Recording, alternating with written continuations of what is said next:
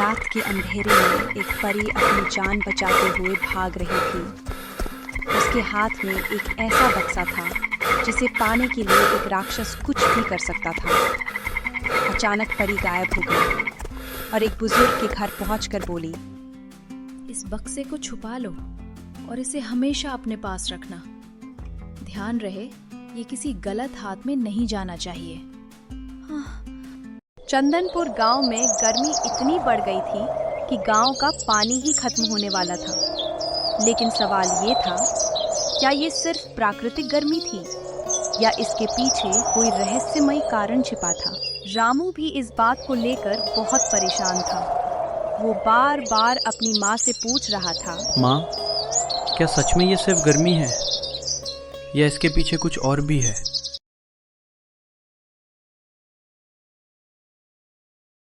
चंदन नगर नाम का एक गांव था।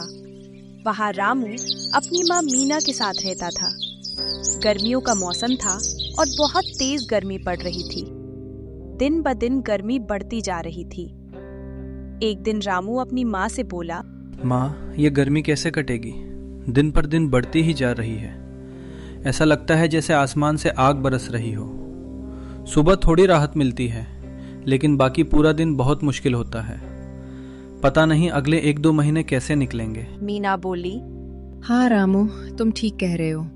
आज बाजार से तरबूज लेकर आना। कुछ ठंडा खाएंगे तो थोड़ा आराम मिलेगा। रामू बोला, ठीक है माँ, मैं अभी बाजार से तरबूज लेकर आता हूँ। रास्ते में कुछ लोग चौपाल पर बैठे थे। उन्होंने पूछा, रामू, कहाँ जा रहे हो? रामू बोला, मैं बाजार जा रहा हूँ। वे बोले, बहुत तेज गर्मी है, ऐसे में कहाँ जा रहे हो? घर पर ही आराम करो। रामू कुछ नहीं बोला और बाजार की ओर चल पड़ा। जब वो बाजार पहुंचा तो गर्मी और भी तेज हो गई। रामू को बहुत परेशानी होने लगी और वो किसी तरह जल्दी घर पहुंचना चाहता था। वापसी में उसने देखा कि एक आदमी पेड़ के नीचे बैठा है। उसके पास मिट्टी का घड़ा रखा हुआ था और वो नींबू पानी पी रहा था। हर कोई अपनी अपनी तरह से गर्मी से राहत पाने की कोशिश कर रहा था। रामू किसी तरह घर पहुंचा। घर पहुंचते पहुंचते शाम हो चुकी थी। रामू बाजार से तरबूज लेकर आया था। उसने कहा, हाँ माँ, मैं तरबूज ले आया हूँ। चलो हम इसे खाते हैं। रामू और मीना दोनों मिलकर तरबूज खाने लगे। ठंडा ठंडा तरबूज खाकर उन्हें थोड़ी राहत मिली। फिर मीना बोली, अब चलो थोड़ा आराम कर लेते हैं। दोनों सो गए। अगली सुबह हुई। मीना और रामू ने मिलकर गाय का दूध निकाला। मीना ने उपले बनाए। जैसे जैसे दिन चढ़ता गया, गर्मी और तेज होती रही। धूप इतनी तेज थी कि बाहर निकलना मुश्किल हो गया। इस बढ़ती गर्मी को देखकर मीना बहुत परेशान हो गई। वह बोली, कैसे कटेगी ये गर्मी? गांव के सभी लोग भी परेशान हो गए। कोई कह रहा था, अरे यार, क्या करें, इतनी गर्मी में कुछ समझ नहीं आ रहा। हर कोई गर्मी से राहत पाने का कोई ना कोई उपाय सोच रहा था। कुछ लोग गर्मी से बचने के लिए पेड़ों पर चढ़ जाते थे ताकि थोड़ी हवा मिल सके। गर्मी इतनी बढ़ गई थी कि कुएं और तालाब का पानी सूखने लगा। पानी इतना कम हो गया था कि लोगों को पीने के पानी की चिंता होने लगी। एक दिन सरपंच ने पंचायत बुलाई। उन्होंने सभी गांव वालों से कहा, हमें जल्दी ही कोई उपाय करना होगा। अगर ऐसा ही चलता रहा तो पीने का पानी खत्म हो जाएगा। दिन ब दिन गर्मी बढ़ रही है और पानी कम होता जा रहा है। सरपंच दुखी होकर बोले, हमने अपने बुजुर्गों से सुना है कि हमारे गांव के पास एक बहुत बड़ा तालाब हुआ करता था। कहते हैं कि वो अचानक कहीं लुप्त हो गया।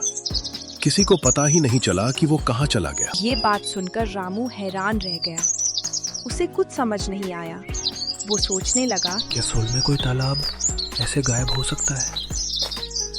उसके मन में हजारों सवाल उठने लगे। रामू जल्दी जल्दी घर आया और अपनी माँ से पूछने लगा, माँ, क्या ये सच है कि हमारे गांव के पास एक बड़ा तालाब था? मीना बोली, हाँ रामू, मैंने भी तुम्हारे दादाजी से ये बात सुनी थी, लेकिन मैंने उसे कभी देखा नहीं। रामू अब और भी सोच में पड़ गया। उसके मन में उस रहस्यमयी तालाब को खोजने की जिज्ञासा बढ़ने लगी। उधर परिलोक में परियों का सिंहासन खाली पड़ा था।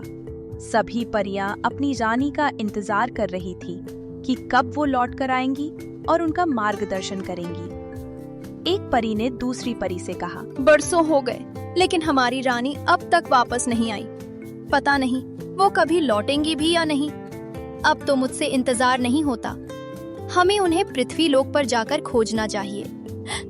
दूसरी परी ने कहा, नहीं नहीं, हमें वहाँ नहीं जाना चाहिए। उनकी अनुपस्थिति में हमें परिलोक का ध्यान रखना चाहिए। मुझे पूरा विश्वास है कि हमारी रानी जरूर वापस आएंगी। दोनों परियां अपनी अपनी बात पर अड़ी रही, लेकिन उनके दिल में एक ही इच्छा थी कि उनकी रानी जल्द से जल्द लौट आए। परिलोक में सन्नाटा छाया हुआ था और हर कोई अपनी रानी के लौटने का बेसब्री से इंतजार कर रहा था। एक राक्षस था जिसका नाम काला था। वो बहुत शक्तिशाली और भयानक था। वो एक बंजर जमीन पर खड़ा था और गुस्से में चिल्ला रहा था, बताओ वो जादुई छड़ी कहाँ है? अगर तुम मुझे उस छड़ी के बारे में नहीं बताओगे तो मैं इस गांव पर आग बरसाऊंगा। इतनी गर्मी कर दूंगा कि सभी लोग तड़प उठेंगे। तभी उस बंजर जमीन के नीचे से एक आवाज आई, तुम कुछ भी कर लो लेकिन तुम्हें वह जादुई छड़ी कभी नहीं मिलेगी। ये सुनकर राक्षस काला और भी क्रोधित हो गया। वो बोला, अच्छा, अब मैं तुम्हें दिखाता हूँ कि मैं क्या कर सकता हूँ। इतना कहकर उसने तेज तेज गर्म हवाएं गांव की ओर भेज दी। देखते ही देखते गांव में गर्मी और भी बढ़ गई। काला राक्षस बहुत ही शक्तिशाली था और उसकी ताकत से पूरा गांव परेशान हो गया। गांव के लोग घबराने लगे। रामू बोला, माँ, हमें कुछ करना होगा। इतनी गर्मी तो पहले कभी नहीं पड़ी। ये सब अचानक कैसे हो रहा है? सोचते सोचते रामू उस बंजर जमीन के पास पहुंच गया। तभी उसे एक रहस्यमयी आवाज सुनाई दी, रामू, उस जादुई छड़ी को ढूंढो। जब तक तुम उसे नहीं ढूंढोगे तब तक इस समस्या का समाधान नहीं होगा। ये सुनकर रामू डर गया। वो घबराकर बोला, कौन हो तुम? सामने आओ। आवाज फिर आई, डरो मत। जितना मैं कह रही हूँ उतना करो। जाओ, उस जादुई छड़ी को ढूंढो। जादुई छड़ी? हाँ, जादुई छड़ी। जल्दी जाओ और उसे ढूंढो। रामू के सामने अब एक बड़ा रहस्य था और उसी में छिपा था गांव को बचाने का रास्ता। रामू घबराते हुए अपनी माँ के पास आया और बोला, जादुई छड़ी? माँ, मैंने एक अजीब सी आवाज़ सुनी है।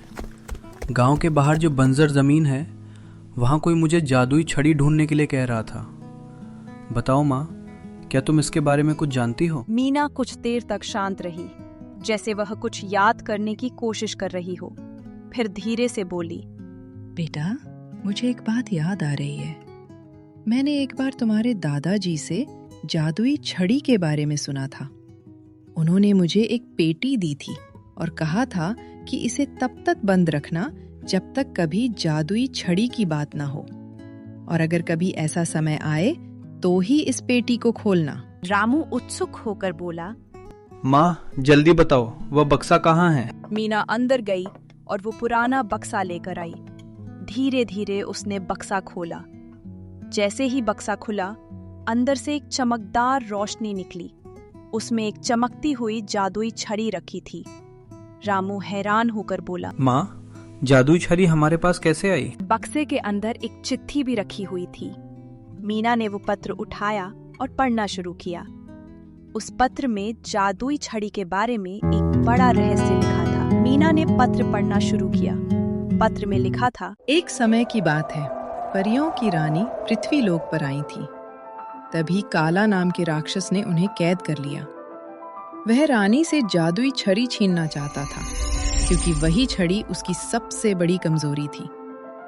किसी तरह रानी वहां से भाग निकली और उस जादुई छड़ी को एक बक्से में छुपा दिया। फिर उन्होंने वो बक्सा एक विश्वसनीय व्यक्ति नाथूराम को सौंप दिया और कहा कि ये बक्सा किसी गलत हाथ में नहीं जाना चाहिए, क्योंकि अगर ये जादुई छड़ी किसी बुरे इंसान के हाथ लग गई तो उसका दुरुपयोग होगा। यही वो छड़ी है जिससे उस राक्षस का अंत किया जा सकता है। राक्षस ये बात अच्छी तरह जानता था कि अगर ये छड़ी उसके पास नहीं आई तो उसका अंत निश्चित है। इसीलिए उसने परियों की रानी को एक तालाब के अंदर कैद कर लिया और अपनी जादुई शक्ति से उस तालाब को लुप्त कर दिया। अब वहाँ किसी को तालाब दिखाई नहीं देता, सिर्फ एक बंजर जमीन नजर आती है। जब वो राक्षस मारा जाएगा तब परियों की रानी मुक्त हो जाएंगी और गांव की भयंकर गर्मी भी खत्म हो जाएगी। ये पत्र पढ़कर रामू और मीना दोनों हैरान रह गए। उन्हें तालाब के गायब होने का रहस्य पता चल रहा था। परियों की रानी के बारे में सोचकर वे बहुत दुखी भी हुए। रामू ने दृढ़ निश्चय किया, मैं उस राक्षस को खत्म करूंगा। वो जादुई छड़ी लेकर बंजर जमीन की ओर चल पड़ा। राक्षस काला वही खड़ा था, अपनी भयानक हंसी के साथ। रामू उसके सामने पहुंचा और बोला, तुम्हें यही चाहिए था ना, जादुई छड़ी? लो, ये रही। राक्षस जोर से हंसते हुए बोला, हाँ, मुझे तो इसी का इंतजार था। जैसे ही राक्षस छड़ी लेने के लिए आगे बढ़ा, रामू ने तुरंत जादुई छड़ी उसकी ओर घुमा दी। छड़ी से एक तेज दिव्य रोशनी निकली और देखते ही देखते राक्षस जलकर भस्म हो गया। कुछ ही पलों में वहां का दृश्य बदलने लगा। वहीं अचानक एक सुंदर तालाब दिखाई देने लगा। उस तालाब के अंदर से परियों की रानी बाहर आई। जैसे ही रानी मुक्त हुई, गांव की भयानक गर्मी भी कम हो गई। ठंडी हवा चलने लगी और गांव में फिर से जीवन लौट आया। परी रानी रामू के पास आई और बोली, तुम जैसे साहसी और समझदार व्यक्ति के कारण ही ये सब संभव हो पाया है। तुम्हारे दादाजी ने वर्षों तक इस जादुई छड़ी को सुरक्षित रखा और किसी गलत हाथ में नहीं जाने दिया, और आज तुमने बिना डरे इस राक्षस का अंत कर दिया। हम तुम्हारे साहस और समझदारी के लिए तुम्हें धन्यवाद देते हैं। इतना कहकर परी रानी परीलोक वापस लौट गई। रामू और उसकी माँ बहुत खुश थे और गांव के सभी लोग फिर से शांति और खुशी से रहने लगे। कहानी से सीख, साहस, समझदारी और धैर्य से बड़ी समस्या का समाधान किया जा सकता है। साथ ही हमें प्रकृति और उसके संसाधनों जैसे पानी की रक्षा करनी चाहिए, क्योंकि वही हमारे जीवन का आधार है। वीडियो देखने के लिए धन्यवाद। लाइक, शेयर और चैनल को सब्सक्राइब जरूर करें।